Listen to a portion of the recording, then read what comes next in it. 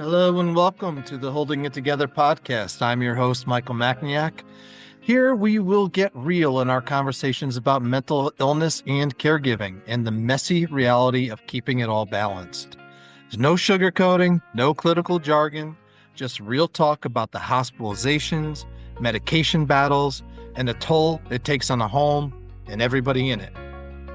This is for the parents, siblings, and partners who are doing the impossible every single day. Holding It Together is a home for the overthinkers, the multitaskers, and anyone who's out there that's feeling like they're just one spilled cup of coffee away from a complete meltdown. Find us on YouTube at Hits Kinda, that is at HITKINDA, and subscribe, like, follow, comment. I don't know, vent, throw rocks, tantrum, whatever you need to do today.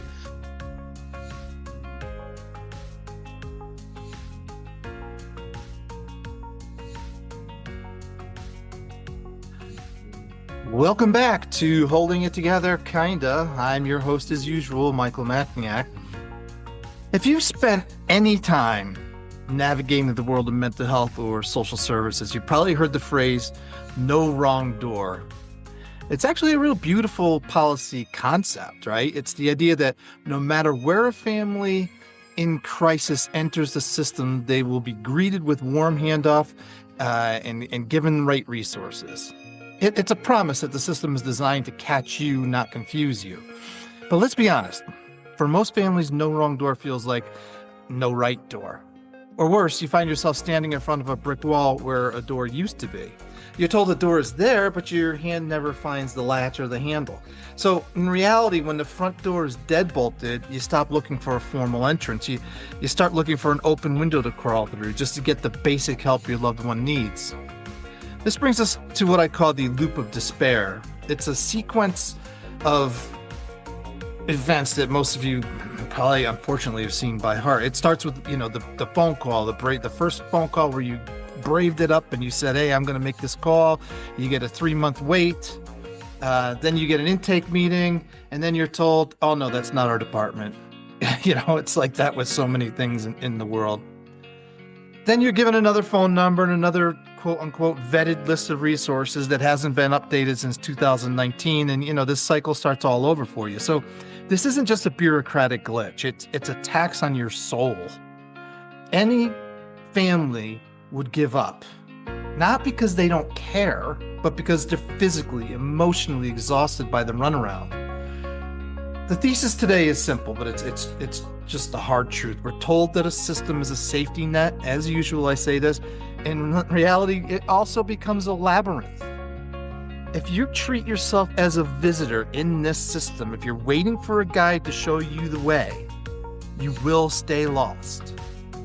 Today, we're going to talk about how to stop being a visitor and start becoming the manager of the system that you are in. We're going to discuss how to escalate your needs up the food chain, how to find the back doors, and how to stop knocking on the locked doors and start finding the open windows. Okay, so that's our introduction, and this is a complicated topic because, well, for a lot of reasons. We have a lot of people who are trying to get into a system that is through no fault of its own. It's backlogged. There's a lot of people. Resources are very difficult to come by, and we have to spread them out accordingly and according to need. And it's tough.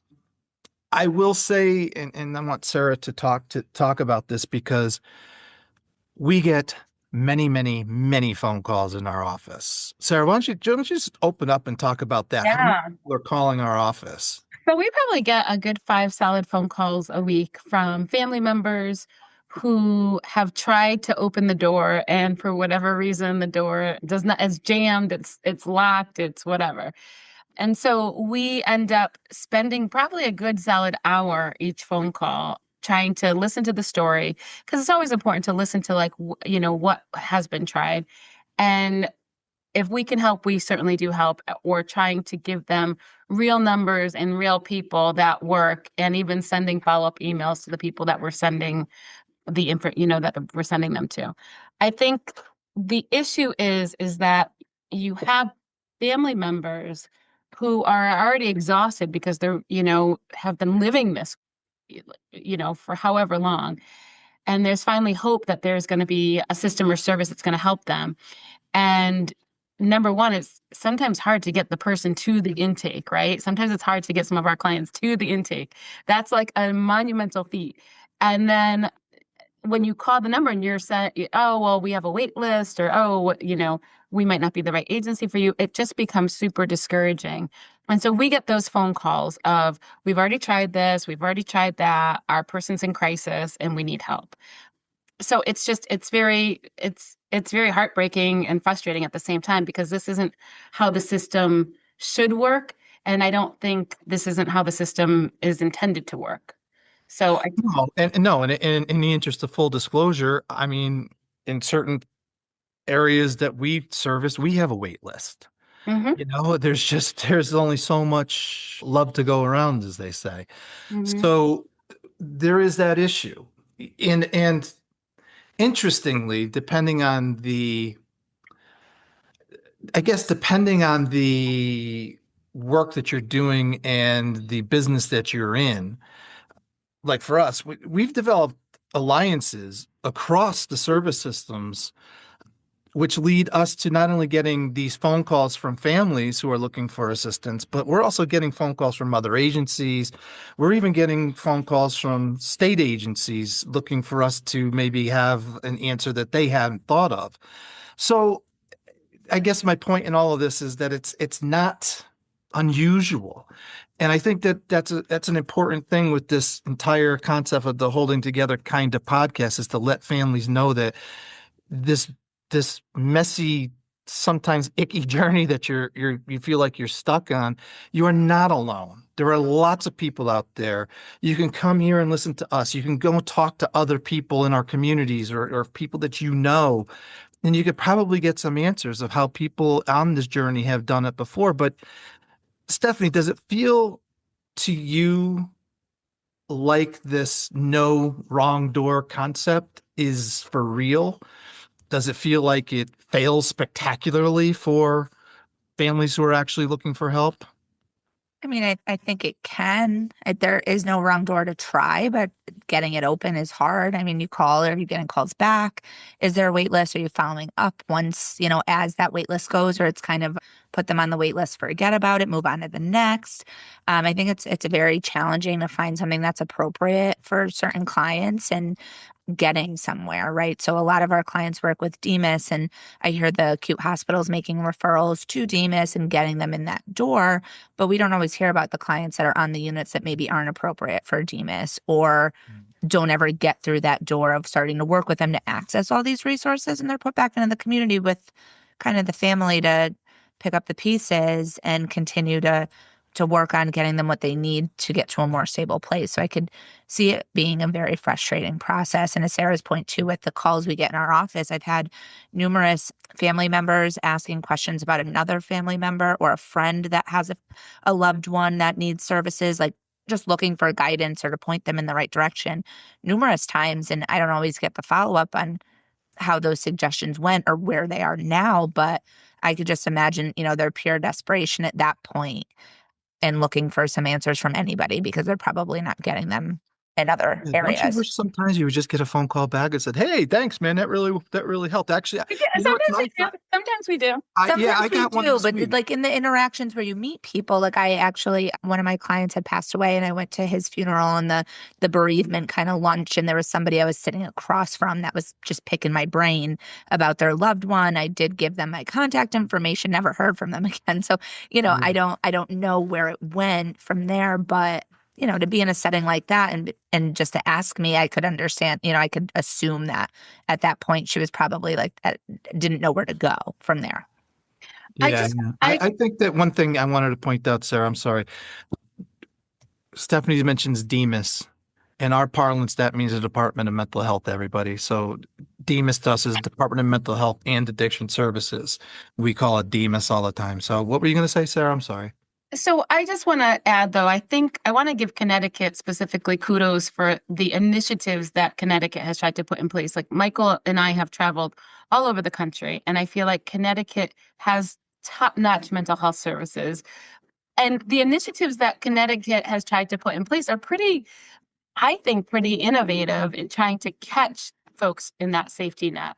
So, like, one of the things was the first episode of psychosis. So you can call this number if your child was having a first episode of psychosis between a certain age range, and they would fast track that person into services. Another thing is the hospitals. We're trying to hire navigators so that, like Stephanie was saying, once you're in the hospital or the ER, the client falls in the crack and, it never makes it to the referral. And so these navigators are supposed to be following people through.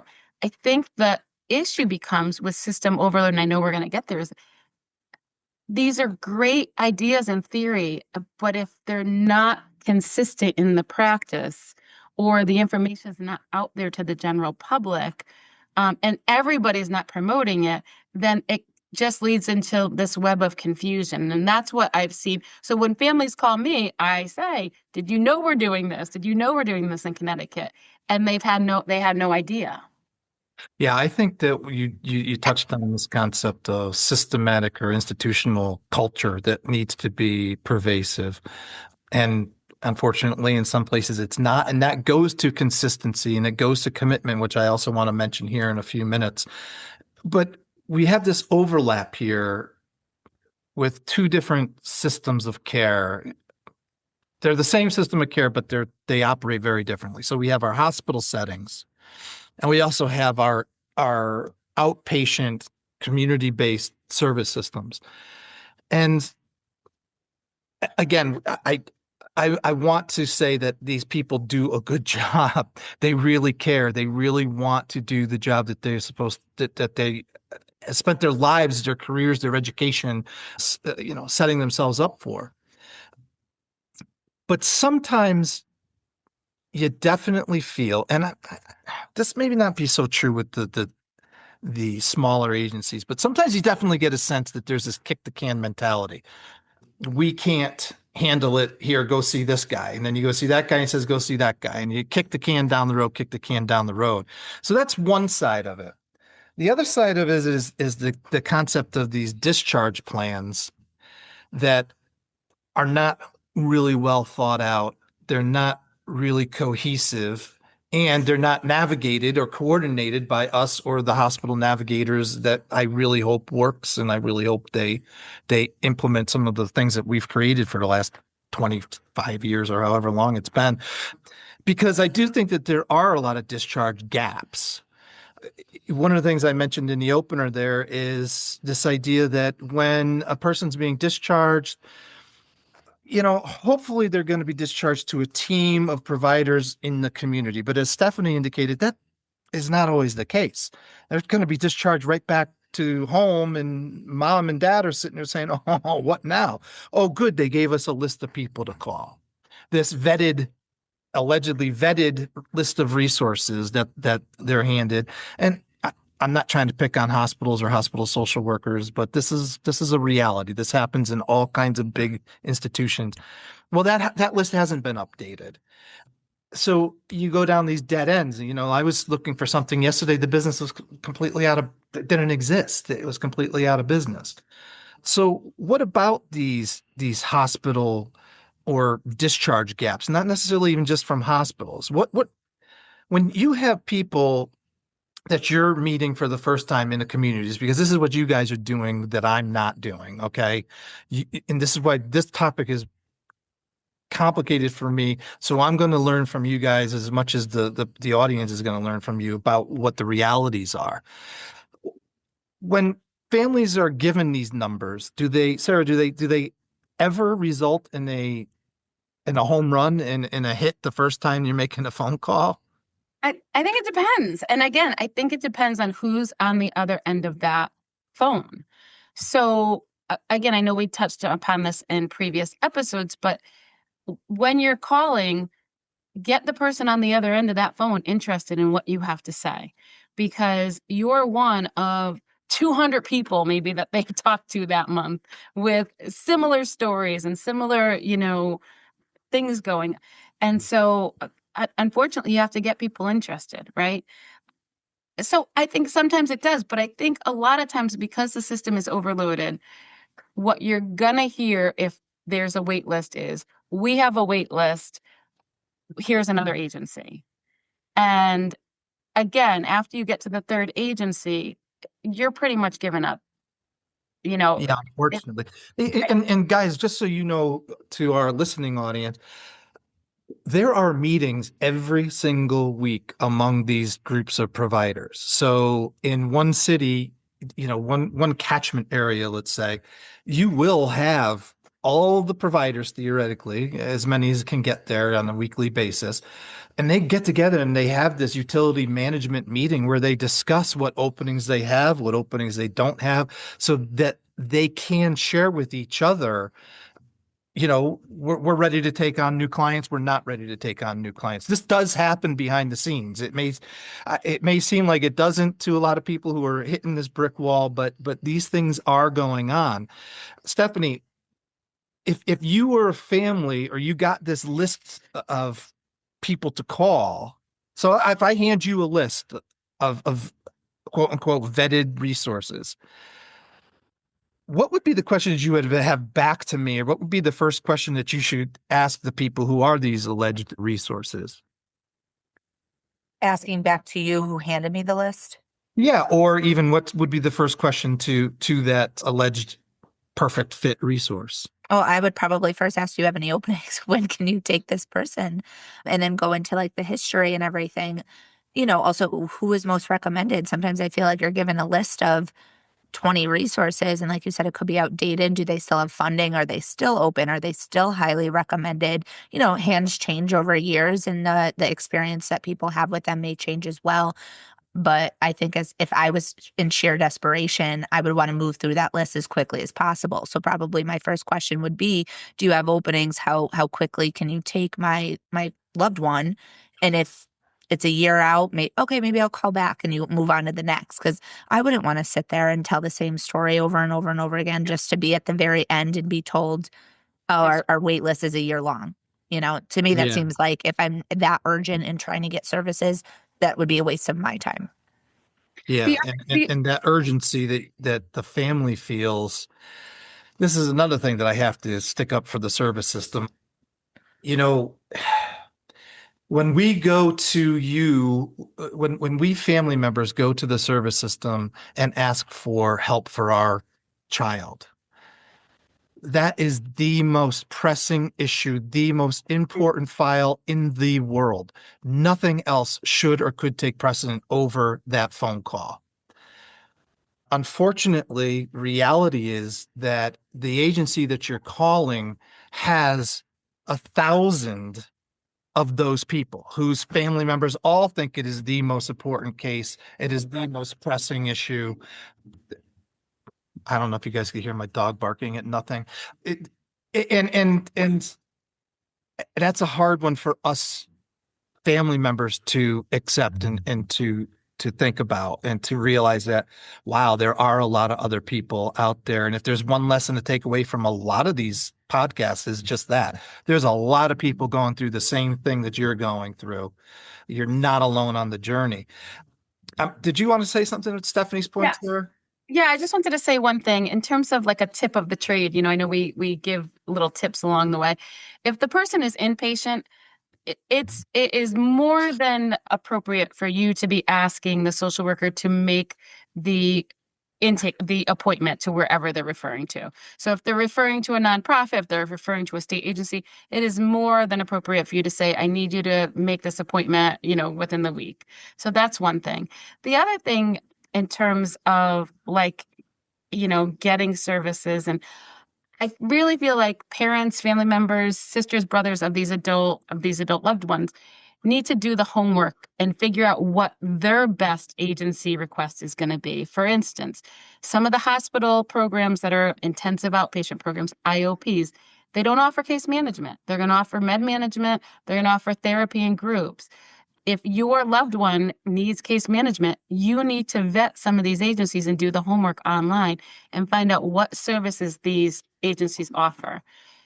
Then we're going to get to that for sure.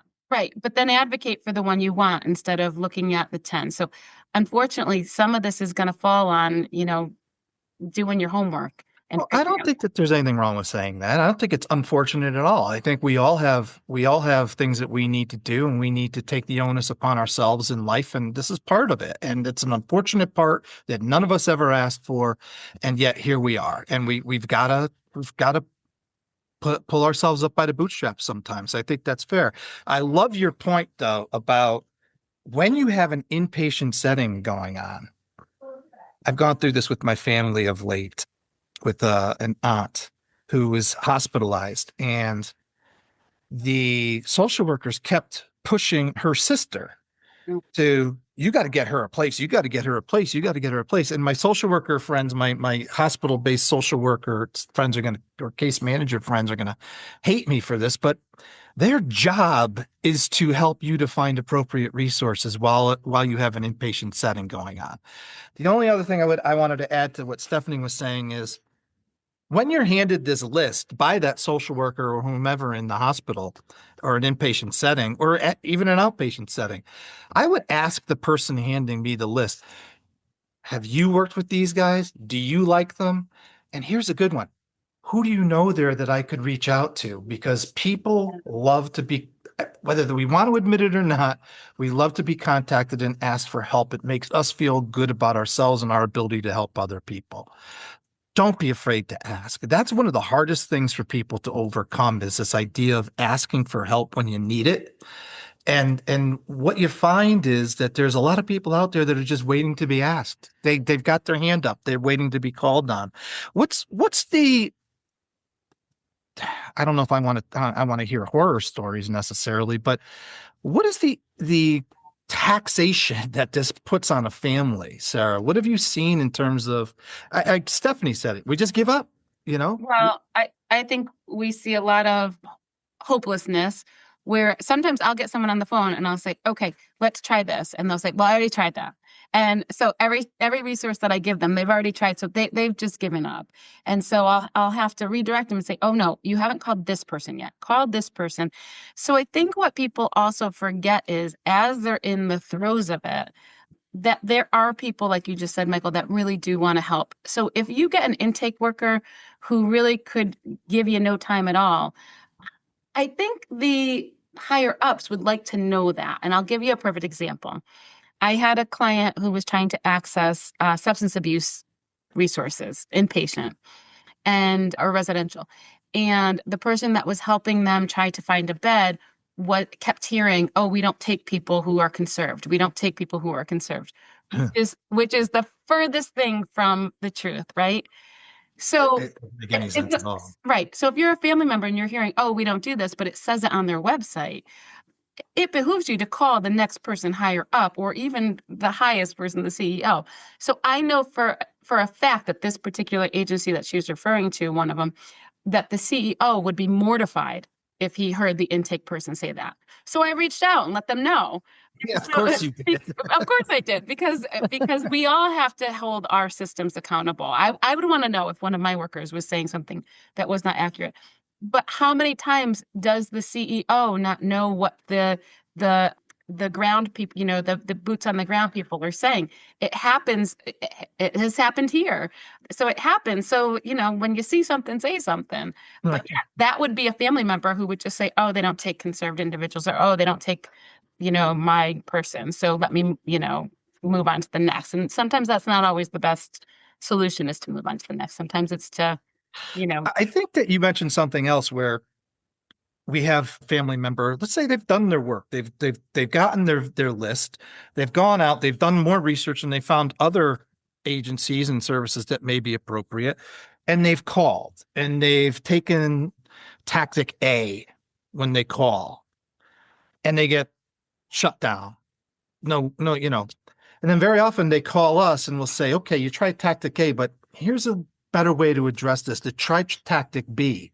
And that happens a lot with our agency in particular, and a lot of other professionals who are doing this kind of work are saying, yeah, A isn't really the way that they want to go here. If you hit their soft spot, their soft white underbelly is B, go with B. And that's practice, but it's also like stick-to-itiveness. Don't give up on it. Mhm. Stephanie, I'm dancing around something here because I don't want to necessarily come out and say it, but I'm going to see if you say it so I don't have to. Okay, you ready for it? Sure. I'm setting you right up. Okay. How stacked do you think the cards are against people who are not, or in favor of people who are not in crisis versus the crisis cases? Mm. I think that you have a lot more pull when you are in a crisis situation. Really? Honestly, I do. Some depending, Well, depending. that's nice. That's actually nice to hear because I think the exact opposite. So I Because I'm feel like cynical. the clients that are in crisis in the moment get the attention in that moment. So obviously, the resources we have, the mobile crisis, you get them to the hospital. There's a lot more that can be done with a client that's inpatient and in the hospital versus in the community. We run into that all the time. A lot of opportunities we try to jump on for certain clients we do while they're in the hospital because you don't have either the client's willingness or the system in place to do it when they're in the community. So sometimes I feel like the clients in crisis might get a little further than the quote unquote, getting by clients that are still having the mental health issues, still need more supports, but are not like forwardly in crisis that people are giving all their attention to. And that's just my opinion. Well, no, I'd say, I agree with and you Stephanie. backed it up with you backed it up with great anecdotal evidence. And Sarah will remember this case. This is from, oh man, ages ago, almost 25 years ago, probably, where I really went apoplectic on a agency that I thought was cherry picking the easy clients. So in my mind, again, my cynical side is always winning out, and that war between the two sides. My cynical side is what comes to the front. That's why you guys are good at what you do, and I'm good at what I do, I suppose. But I don't like this concept where I feel like people are cherry picking. They want to deal with the easy clients and not deal with the hard clients. And I'm happy to hear that you and it's not always a matter of holy cow, this is a crisis right now, we need to fly into action. I think sometimes the crisis can be the alarm that the system needed to say, oh wow, we really should have been doing a different plan all along. Let's implement that plan. And I hope that that's part of it. I'm sorry I interrupted you as usual, Sarah. Oh no, I interrupted you, so that's my style. I'm used to that. So I just wanted to piggyback on what Stephanie's saying. To me, I mean, that's my experience too, but it also is a mixed bag of feelings for me because sometimes the folks in crisis are getting the attention because we're, as a system, at all of us, when we're overloaded, we're reactive instead of proactive. And so I think, it's great in the moment we're getting, things moving, but wouldn't it be nice if we, when we saw the writing on the wall a couple of weeks ago, if we could put in some approaches that would be proactive, that would not lead to ER. And then, so again, I feel like it's kind of a double-edged sword sometimes. It is. It's two sides of the same coin. Yeah. No. And the third side of that coin, I want to get to now when we talk about system overload, because you've mentioned system overload a couple of times.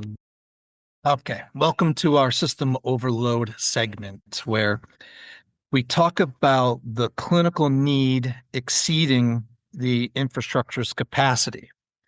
We're looking at the blown fuses, the revolving door discharges, the 400-mile record gaps and data blackouts. This is where we stop asking how the patient is doing and ask more about why the big machine is glitching, why the machine is breaking down for that particular patient.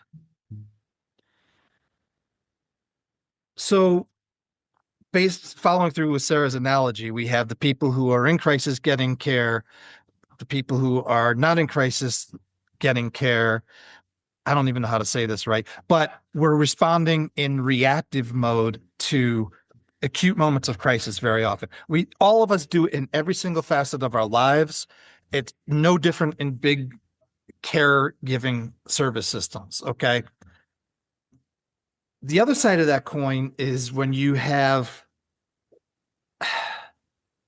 this system that's almost effectively waiting for the catastrophe to happen before they'll act, or the system that says, or you're stuck somewhere in the middle between those two sides of the coin. You're on the edge of the coin. You're saying, well, my loved one is just good enough to stay in the community, or they're just too sick or disorganized to go into this program. That is abundantly frustrating for people, and we've seen it. Can you talk about that a little bit, Sarah? Yeah. So, I mean, we have a case right now that we're working on right now. We had to push to get the person inpatient. He is not doing well and not on his baseline. And then the hospital doesn't know him. And so they say, oh, he's great. And then our worker goes up and he's not great. And we have a bed for him in a residential substance abuse treatment program. But now the hospital doesn't want to wait for the bed. And so what we're going to end up doing, and again, this is very reactive. So the hospital's going to discharge him. He's going to, have a rough time a go of it again. We're going to try to get him back in and hope that they keep him for the bed. I mean, and if we just did the proactive approach, which is work together, wait the week, get him in the bed, how much trauma would it save him, right? And how much more effective would it be in the long run? Because, in the long run, he just needs a little bit of time, right? We should talk about that, not today, but in another episode, I think, about the realities that Medicaid forces our hospitals into, the realities, the hospital beds and the pressure that they feel to move people on, as well as the doctors and their professional ethics and things like that. I think those are important topics that you bring up here, and we should consider that along these lines. But one of the things that you did mention, that here comes a shameless plug, when you use a tool like our caregiver app or our care navigator journal, it really helps the staff in the facilities to understand what a true baseline for the individual is. I was talking to a friend last night, and she says she has a young son. Well, he's 24 now, but he's severely autistic and he has medical issues. And she says she actually has videos that she keeps as part of what she calls her letter of intent, quote unquote. And she shows how her son is this happy-go-lucky kid who likes to sing dirty songs just to get her eyes out of people and things like this. And it's fun, it's funny, but it shows that here's what he's really like. Yes, hospital, you think this guy is good, and we've seen this a million times where it's this is not baseline. Trust me, this is not baseline. Because I use this analogy a lot, where I used my bathtub analogy that you've probably heard a million times, where if we have a bathtub that's full of water and somebody takes the drain out and it goes down, a quarter of the way, well, we could turn on resources and get that water level back up pretty readily. It's when the tub gets drained and is completely empty that it's hard to get things filled back up again. And that's the baseline. If you think of the water line as the baseline of people operating, we don't want them to get to the empty tub. We want to be able to keep them in a place near baseline. Baseline is good in a lot of ways. And I'm not saying that we should rest at baseline, but baseline is where we all function. Yeah. Steph, did you want to add anything to this? And if not, that's fine too. I think that this is important because we're not always going to wait for catastrophe to open doors, right? No, I don't think so. But I think in certain circumstances, we are put in a position where we have to. To Sarah's point too, I've talked about this client before, but the one that we're trying to get into a state hospitalization because her level of care in the community is not appropriate. And she continues to go into acute hospitals, and we're just waiting for the correct decompensation and do it. Yeah. Right. Which that's what it feels just doesn't feel good to continue to do that because it's traumatizing for the client, and it's exhausting to continue to do over and over and over again. And there have been times that she has gone to hospitals that are not her typical hospital because of bed availability, which is even more difficult because they don't know her, they don't know the struggles we've all gone through. So they're kind of cleaning her up, stabilizing her, discharging her, quicker than the other one even would. At least they're open to Yeah. conversations, but it doesn't feel good to me putting her back into the community and just saying, okay, let's see how long, until she decompensates again. And maybe this is our time. So in that circumstance, we do wait for crises to happen And I to love get what you kind of said there. what It's we like feel is appropriate. we're waiting for the right type of crisis or the right type Yes. of catastrophe. And Yes. that's right. You're absolutely right. And that brings us back to what Sarah's point was about waiting for the next time this guy does the same thing so that we can involuntarily commit him under the statutes. Yeah, waiting for the next time around, being sure that there is going to be a next time around, unfortunately, that's a horrific place to be. Well, of But course, that's a big thing for me. It just doesn't feel good because I know it's coming. I don't know when, and I don't know even if that's at the right time when it actually like happens and we're able to follow that all through. Could be 50 times from now. I'm not saying it's the next time. It could be way far down the road, and yeah, that's And I, the sad part. and I just want to add too that during those times of crisis, you got to jump on it. Whether you're the family member or if there's providers that are listening out there right now, you got to jump on it. You can't wait. You can't say, "Oh, okay, they're in the ER." No, you have to call and plead the story because that again, whoever is looking at that person is looking at one moment in time. And so if you don't jump on it, it's going to be another missed opportunity. And I know like Stephanie for this person, she jumps on it every single time. She gets the whole team to jump on it. And then when they go inpatient, if you're lucky enough, if they need inpatient and you're lucky enough to get the hospital to agree, go up to the unit. Take a look at them. Don't wait for the day of discharge when the team has already made up their mind. Be a participant in the process because it's going to be short. Yeah, it's from going the to be get-go. short. It's going to be short. So get up there and be a part of the team. I think that very often what happens, I've spoken about this in talks I've given around the country. I think a lot of times what happens for all of us that are in the system, including the family member, is when there is a moment of crisis, let's say, that leads to an emergency room visit, that leads to hospitalization. Yeah. Many families and many providers in the community say, "Whew, It's an okay, exhale. now I could take a breather here. Right. I could take a step back and I could take a rest." That is not the time to take a rest. This is the time to rally the troops and figure out what plan B is going to be. That's right. But and this goes to the concept of burnout. It goes to family burnout, it goes to caregiver burnout, and it's a very real thing. I hate to think, well, Sarah, do you ever think that this burn or the lack of response that families feel that they receive is due to burnout and I just don't have the bandwidth to be able to respond? I think it depends on each family. I think some families are taxed. So for instance, if you're a sister and you're trying to get your loved one, you're a sister or brother services, and you got a whole family that you're that you're caring for, your level of energy that you can give to something like this, it may be limited. So I think for each family, it's probably a little bit different because for some families, they want to help, but there's not enough hours in the day. For some families, they will stay on the phone all day long and burn themselves out, and that leads to fatigue and a different kind of exhaustion. So I think it's all individualized. And there's different types of people, I mean, my Right. patience level is so low and I will just fly off the handle. Yeah. But I was asking Stephanie, what I really wanted to know from Sarah, and that was great. I'm glad you answered it the way you did because that's an important factor that I hadn't considered. But I was wondering, Steph, what about the idea of the providers and these agencies and the burnout that they're feeling? Do you feel like sometimes a lack of response is because of the burnout in the agencies themselves and the care workers? I feel like you can. Like, I feel like we all kind of have rough weeks where things are going awry, every which way for numerous other clients. I also kind of feel like that crisis conversation we were talking about before comes into play for this too.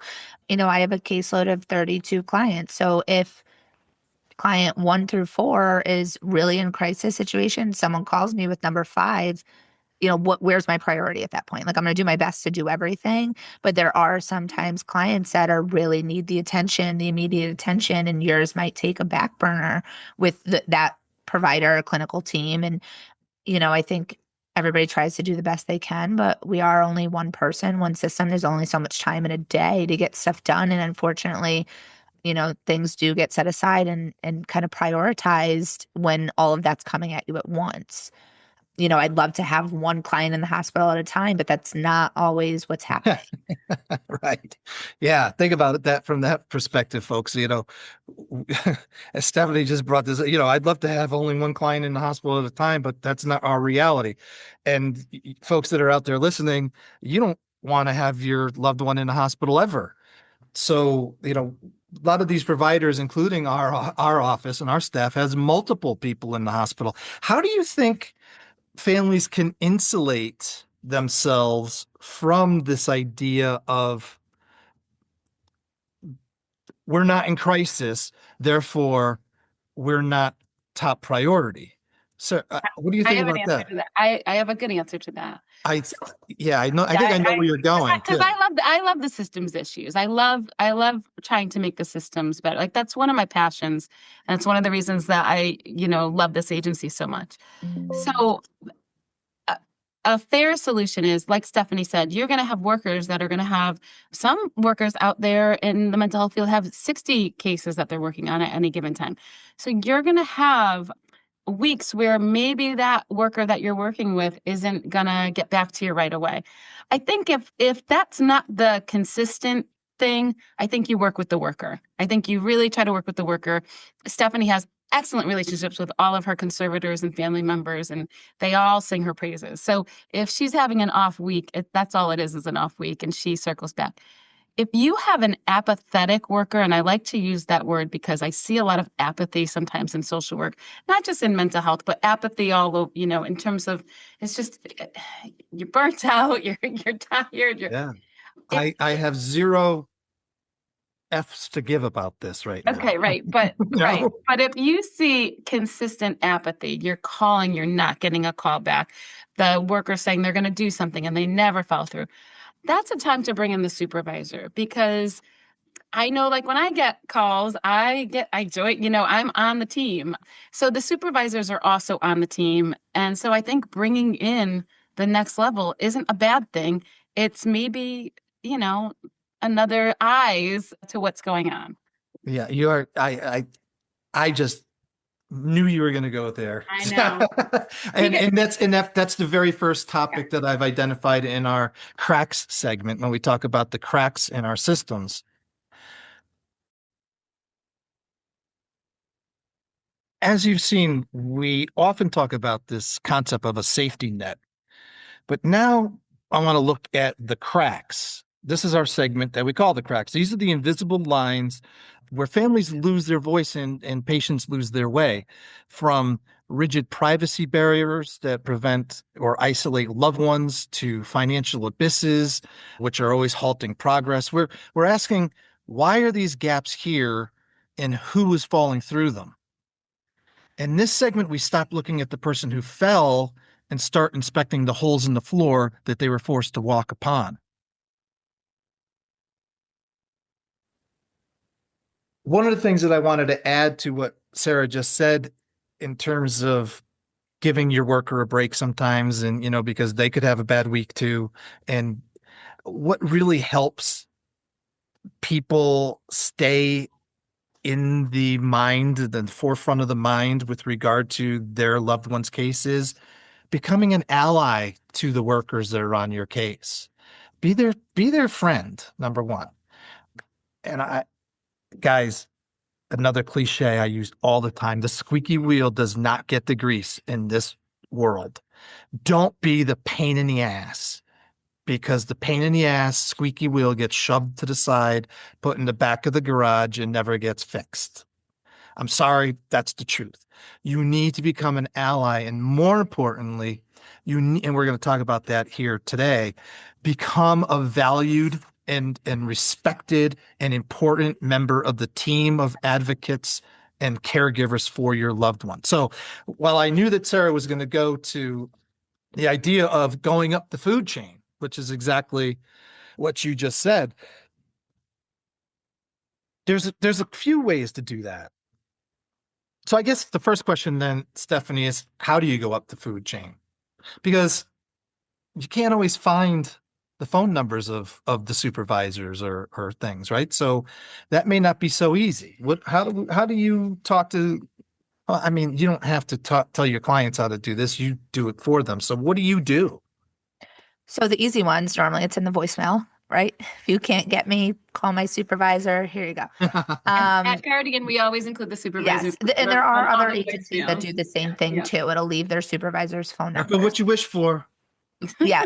So Not Steph. Listen, Stephanie's wonderful, so I don't have to worry about anybody calling her supervisor. yeah, nobody's calling my supervisors. Don't worry, No, Michael. never. But that's the easy one, right? So, and I think also with us, we are very well established with the services, like the agencies we work with. So we kind of know the food chains.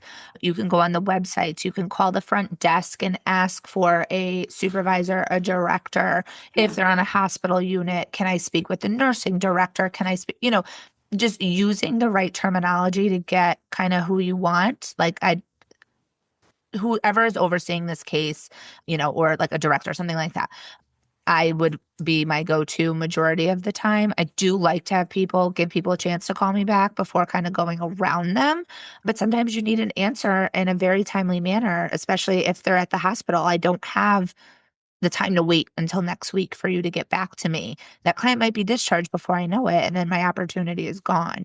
So just calling like the different numbers, seeing who you can get. And if you do get somebody that happens to answer the phone, ask who you could speak to. That's the highest person on the team. Just doesn't hurt to ask. No, it doesn't hurt to ask. And you're absolutely right. There's a lot of different ways to go about it. I think that people have a reticence and a fear of kicking things up. And by the way, you don't just do this because you're impatient. Nobody Right. likes it when you go over their head. Nobody likes it when you go behind their back.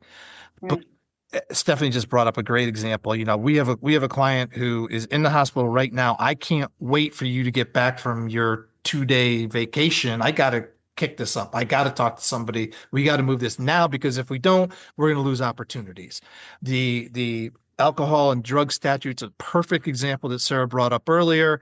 We have a bed that's coming available next week. Can you wait? Can you work with us?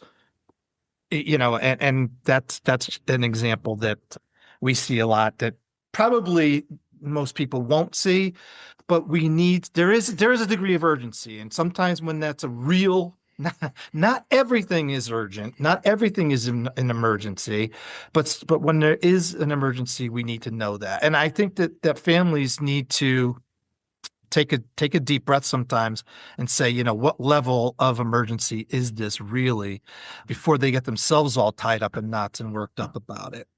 I think that's where the families sometimes struggle, though, because it is your loved one. So to you, Sure. everything is emergent. Yeah. Maybe to us in the professional setting with the experience, that's not a level 10 emergency. But as a frustrated mother, sister, loved one of somebody else that isn't getting anywhere, that could be very emergent to them. Yeah, But I think to you're your absolutely. point too, that the squeaky wheel doesn't always get the grease. So if you're that kind of pain in the butt person that's calling all the time and kind of rude and not, abrasive, people aren't always going to want to willingly work with you. Yeah. And I had How much do I want to call somebody back that's just going to tear me a new one? Well, exactly. It's not on the top of anybody's list. Right. Go ahead, Sarah. Sorry. So back to Stephanie, I'm glad that you brought that up. And back to your point, Michael, about being an ally with the workers. It is going to help you tremendously if you also point out the things that you're appreciative for that the worker is doing. Yes. But if you're only calling and saying, you didn't do this, you didn't do that, why didn't you do this?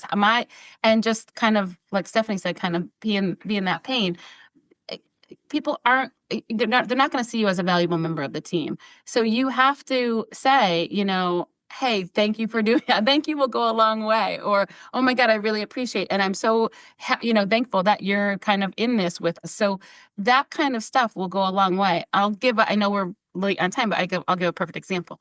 Yesterday, I had my car battery died. And I was so mean to the AAA person because they couldn't find my car and I was in a rush and I had a meeting. And like that was like not the approach, because once I kind of calmed myself down and just, took a deep breath, he ended up giving me the battery for free under my warranty. And so again, Mhm. the squeaky wheel doesn't always get the grease. And sometimes a little kindness and a little understanding about, other people's Yeah. situation goes a long way. You attract more bees with honey, Sarah. Yes, I was just gonna say that. Being personable and appreciative all- and kind, it'll my get you point- further. My point is we all follow it. We all get into it. So when you are in a crisis mode, it's hard to take a step back and say, okay, what am I grateful for who is helping me that I'm grateful for? But I feel like we need to do it. I don't know, but I never get into those situations where I get Oh yeah, never. I'm sure. never. Never. A couple of things I think that are low hanging fruit right now that we can certainly offer to people. The old adage, if it's not written down, it didn't happen. Yeah. When you have these situations, write it down, document it, and later on when you're having a conversation with the supervisor, or even when your case manager is back on a good day, hey, the other day, here's what happened, and let's talk about how to address this in the future. Sarah is wonderful at this.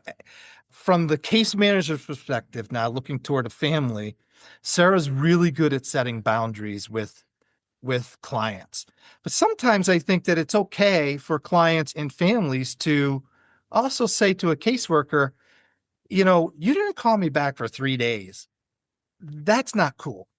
Okay. And so I think boundaries go both ways. Yeah. So, and so write it down, keep a log of it. And hey, if this keeps happening, Sarah's old adage, kick it up.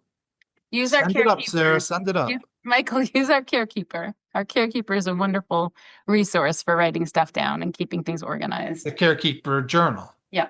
Yeah, right. There right. is a little trick I want to say sometimes I use when I'm about to call a supervisor. I'll leave like my last message for the case manager, whomever.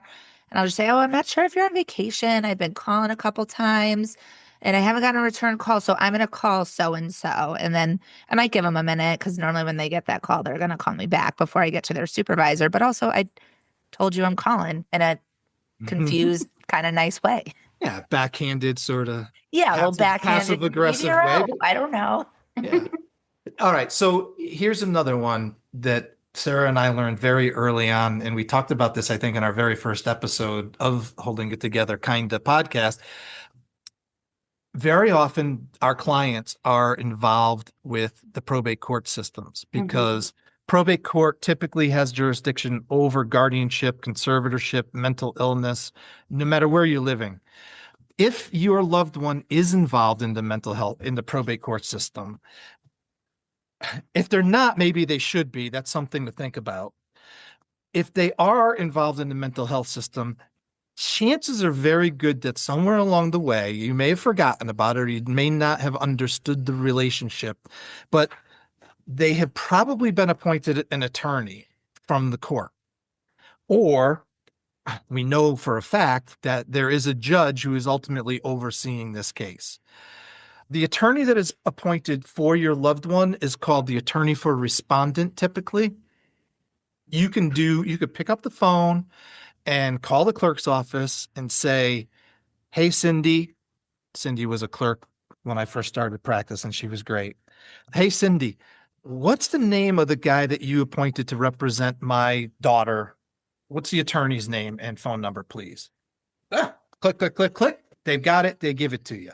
Next step, you call that attorney and you say, I am trying to do all I can to advocate for my daughter or my son or my husband or wife.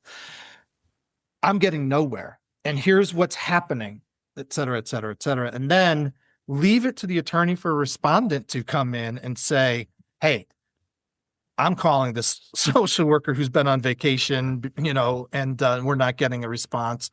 I'm an attorney calling. I'm kicking it up. And not to toot my horn or to toot all of my brothers and sisters at the bar, but a lot of people do respond pretty quickly when they hear that there's an attorney calling. You have to say it. Don't use this all the time as a sledgehammer, but it does work. Sarah, you've seen this Yeah. multiple times with me. Oh, I use it too as a professional. I say I'm calling on behalf of. So, Yeah, right. Because a lot of the people we work with are attorneys who Right. are acting in this role as well. So I'm calling on behalf of attorney so and so, or I've even gone as far as to say I'm a representative of such and such, the judge of probate here, if need be, and that's not a lie. Mhm. Frankly, when you're in big meetings with a lot of caregivers, a lot of times it's helpful for me as a lawyer to remind people that I have a different boss that I have to answer to here. Mhm. That is the judge, and if I go back and the judge doesn't like what he hears from me, he's going to want to know, and he's going to bring us all in front of him. Nobody wants to go in front of a judge. So that's the one thing I call that like the probate court pivot, because sometimes using the legal backbone, the legal back end of things is just that. It's a way to backdoor some kind of action. But when does it get to that point? What do you think, Stephanie? When does it get to the point where maybe that's not even a good question, but do you have any sense of it? For the families, like when does it get to that point? Yeah. I mean, I don't know how you answer because every case is probably so different. It's probably every case is different. I think some Yeah. families have a higher threshold than others. I think the severity also depends. I've had family members that have gone years and years and years and years advocating for their loved one and probably had burnouts at points, but you wouldn't know because they're still working to get what they need to get for their person. But I think it's really dependent on each case and also how severe the client is. If you're getting to a point where it's really unsafe and the family members just can't care for that person anymore, maybe it takes that. I don't know. Yeah, no, I think it's an unfair question because every case is so different. So I apologize, but I'm glad that you said what you did. Yeah. One last point that I want to make here before we finish up is that we talked about this idea of educating yourself and our own caregiver burnout, our own family burnout, and running into walls. How many times am I going to run into the same wall before I just give up? And I had an interesting conversation with another woman that we know who also has a special needs child. She's involved with special needs work. And I had lunch with her and I was asking, I have all these resources. I got all these tools. I got this podcast. I got this Care Navigator journal that we want people to take and these classes that we want people to take. And what's going on? I can't get anybody to raise their hand and take it. She looked across her salad and, just like looked at me, she's just exasperated. She's like, sometimes when I have a calm moment, I just want to have a calm moment. I need a Yeah. calm moment. I need to have a glass of wine and Yeah. chill out and not get more educated and not listen to a podcast about this stuff. And that's very, very fair, Sarah. Yeah. So I think, but I think that what this can also lead to is the apathy, sometimes falling into that pattern. I think that it could also lead into the reactive mode that we want to avoid. So the best time to have a map is before you go into the woods. So I highly encourage you guys to educate yourselves, get coached, get trained, take advantage of the resources that we have to offer and other folks out there have to offer. Get the big word, Sarah mentioned it earlier. The big word is get proactive. Do not stay in a reactive mindset. Get proactive about this stuff. And yeah, when you have that downtime and you've had that glass of wine, hopefully the next morning you could wake yourself up and say, okay, things are still quiet. Oh my goodness. Let me look into a couple of things. Make a checklist for yourself of things that you don't know. What do I need to know more about? These are just helpful little hints for you all to keep your mind fresh, keep you moving forward, because we want this ball to constantly be moving forward.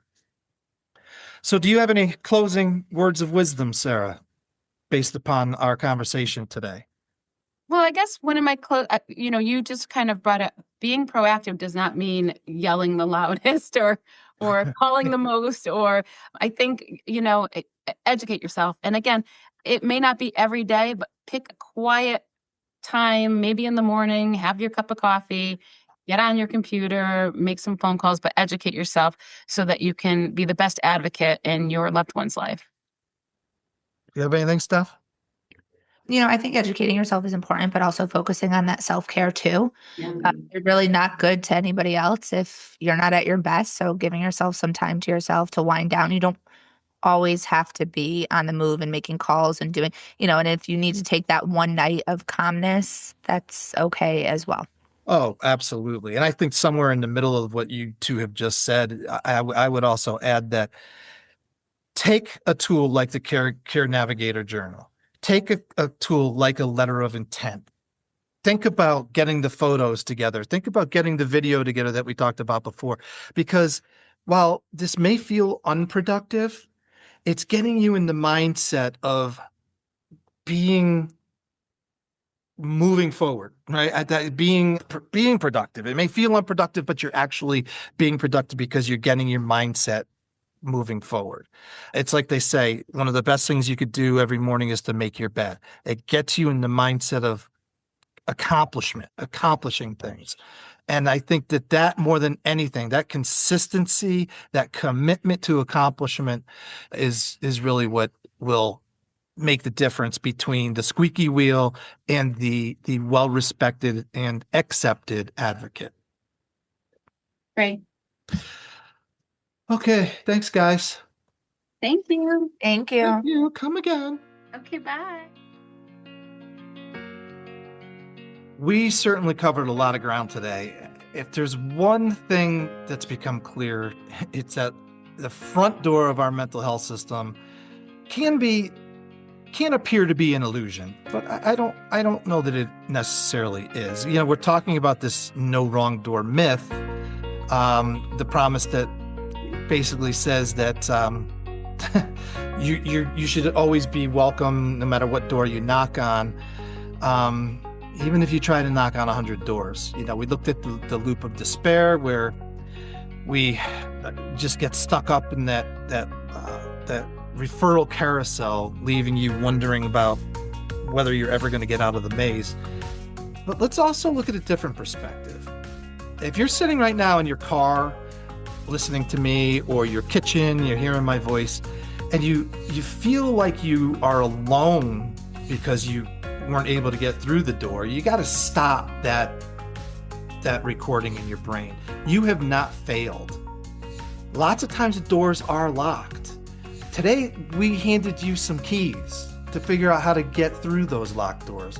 We're getting you away from being a visitor in your loved one's care and your family's care, frankly, to being and regaining some control and becoming a manager who is capable of demanding accountability. Sometimes that means escalating it up. Sometimes it means pushing back, getting the probate court system, attorneys involved. Sometimes it means reaching out, hiring somebody to help you, asking for a family or a loved one or somebody with a little bit more expertise to help you. Somebody who can do the heavy lifting when you're just too tired. You do have options, folks. But the system isn't going to fix itself. We know that. You're going to have to work and figure out how to make the system work within the parameters that you see as best. It is a machine. Sometimes, folks, you got to grab the gears and you turn them yourself. You got to educate yourself. I'm sorry. I do agree that there's time to have downtime, but you got to stay on top of it. You've got to become an advocate. And sometimes you got to look for the open window. You got to crawl into the basement if you have to. Get into that house any way you can. You got to understand and remember that the person that's waiting for you on the other side of the struggle, your son, your daughter, your spouse, they're worth breaking down every lock, right? I'm Michael Macniak. Don't just wait for the system to offer you a soft landing place. Sometimes we have to force a hole through that brick wall that seems like it's what's holding it together, kinda. We'll see you next time.